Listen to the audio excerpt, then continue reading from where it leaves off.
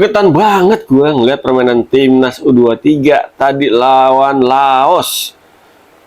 Mau lihat apa lagi? Ball possession kita unggul jauh, kreativitas kita unggul jauh, segi peluang kita unggul jauh. Tapi sepanjang laga nggak ada satupun peluang demi peluang ini berbuah menjadi gol kemenangan bagi Indonesia. Apa sih penyebabnya? Yuk kita bahas di sini. Kalau menurut gue sih ada beberapa faktor ya. Dua faktor besar menurut gue bikin Indonesia tadi seri lawan Laos 0-0 ya kan. Faktor pertama adalah disiplinnya Laos dalam bertahan. Ya, bisa dibilang sepanjang pertandingan ini Laos parkir panser ya kan. Bukan parkir bus lagi, panser, barakuda, tank diparkirin semua tuh di situ di lini pertahanan Laos ibaratnya kan. Karena apa ya? Karena emang rame banget di situ kan, udah kayak pasar malam tuh lini pertahanan Laos tadi. Udah rame, disiplin lagi dan man to man markingnya ini benar-benar bisa bilang ya ketat sepanjang pertandingan. Bayangin aja loh. Main 90 menit digempur dan Laos bisa bertahan. Kiper juga tampil apik banget sepanjang laga. Berkali-kali tendangan pemain Indonesia yang ngarah ke gawang Laos bisa diantisipasi dengan sangat manis. Yaitu dia tadi pertahanan kuat, kipernya lagi on fire banget tuh di pertandingan tadi. Ya sehingga Indonesia bisa bilang ya frustasi lah dibikinnya.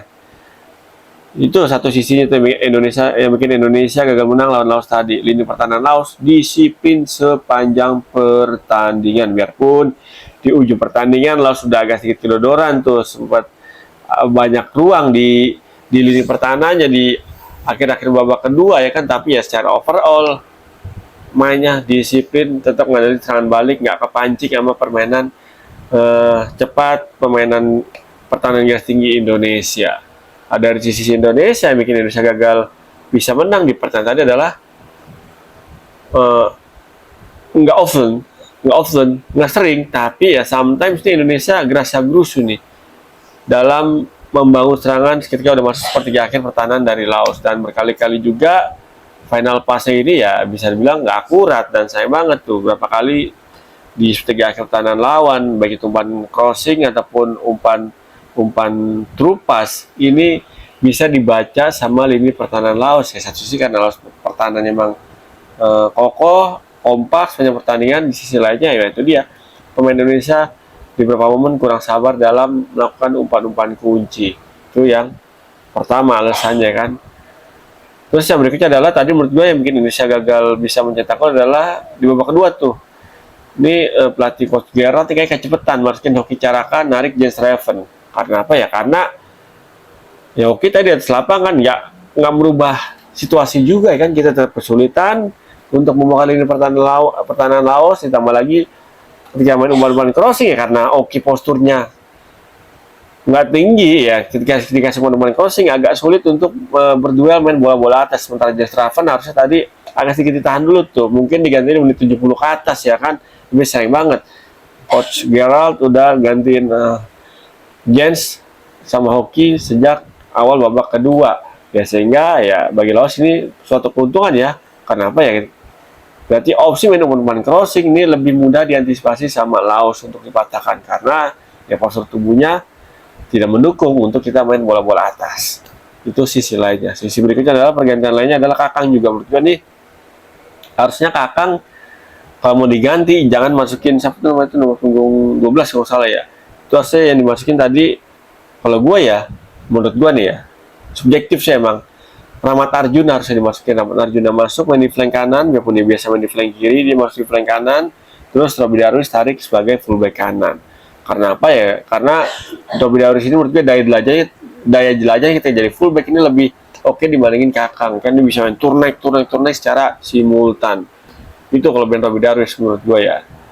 Sehingga ya tadi sayang banget sih di awal babak kedua itu pergantiannya menurut gue kurang efektif ya.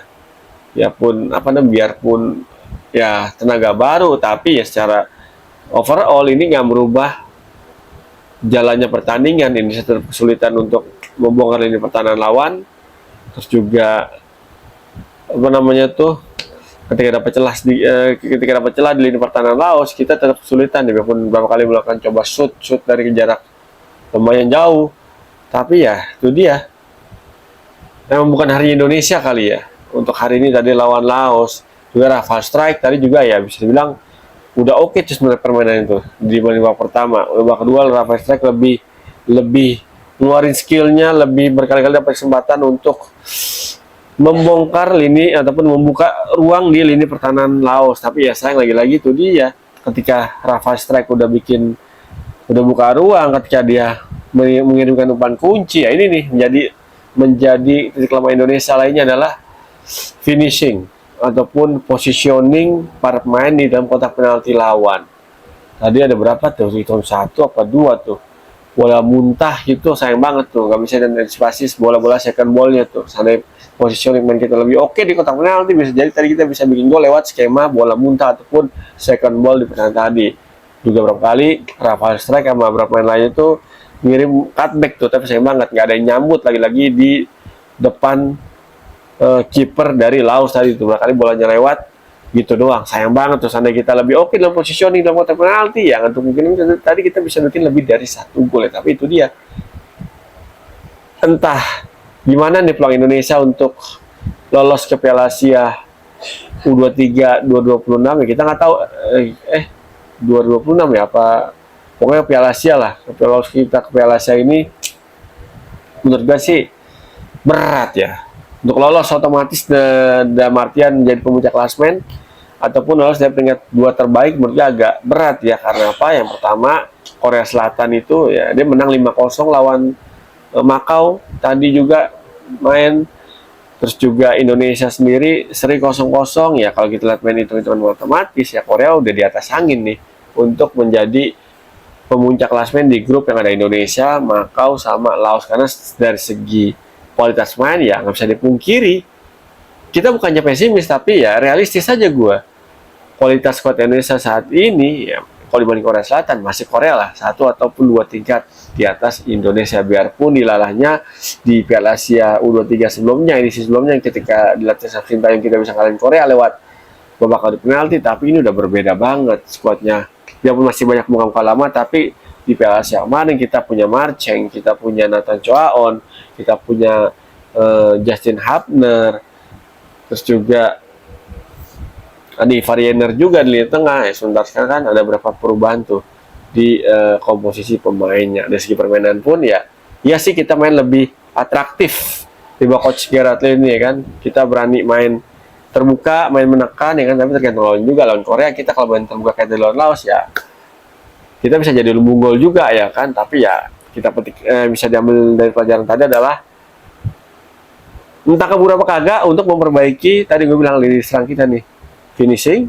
sama positioning ketika kita megang bola di sekitar ataupun dalam area kotak penalti lawan. Kalau ini bisa diselesaikan dengan singkat, jeda 2 hari ya, nanti main lagi hari Sabtu, dengan kemungkinan kita nanti lawan Makau bisa bikin 1 atau 2 golnya udah syukur-syukur banget tuh. Nanti lawan Korea apa ya tanggal 9 nih, apakah kita bisa membongkar lini pertahanan Korea yang terkenal kokoh banget nih di Asia ya kan, entah itu timnas senior ataupun timnas kelompok umurnya.